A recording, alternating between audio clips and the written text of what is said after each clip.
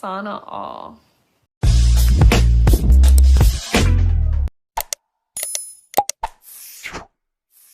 Push-ups are one of the most fundamental bodyweight exercises and are very popular.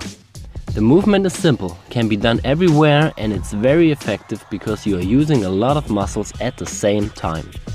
Sounds good, right? The problem is that a lot of people concentrate on quantity instead of quality when doing push-ups. To avoid this, you should focus on these 4 points to make your push-ups perfect. Let's start straight with the number 1, the body position. A push-up is not only a triceps, chest and shoulder movement. Most people neglect their tension in the abdominal muscles, the hips and the legs. Often they form an arched back and have a leg and body tension. To avoid this, tilt your pelvis backward and keep your butt squeezed tight. The movement gets a lot harder with this, but it's also more effective. The second point is the arm position.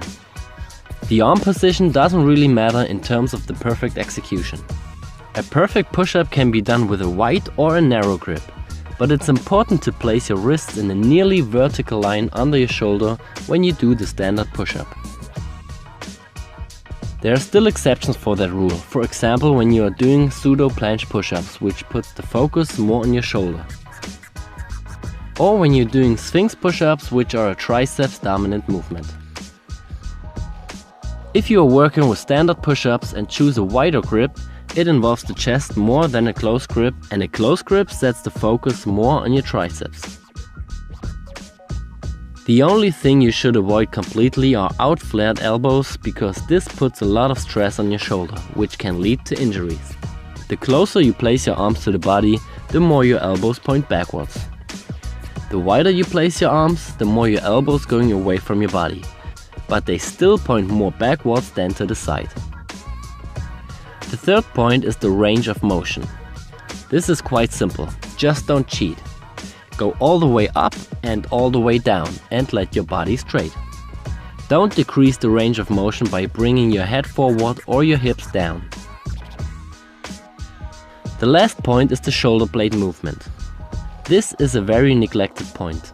When you're going down, your shoulder blades come together, and when you're going up, they go apart. You should also focus on pushing them downward instead of upward. But don't forget, there's still difference between a passive and an active way of this shoulder blade movement. If you are too weak in the shoulder girdle, your shoulder blades come together because you are not able to hold your body against the gravity. You can see this especially at the top of the movement. When you are going down, always focus on the tension and an active shoulder blade movement. Don't let yourself fall down into your structures. If you consider all those points and try it on your own, you will notice that it's much harder to do.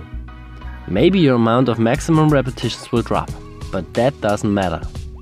Always focus on quality over quantity, and you will be rewarded with progress and a healthy body.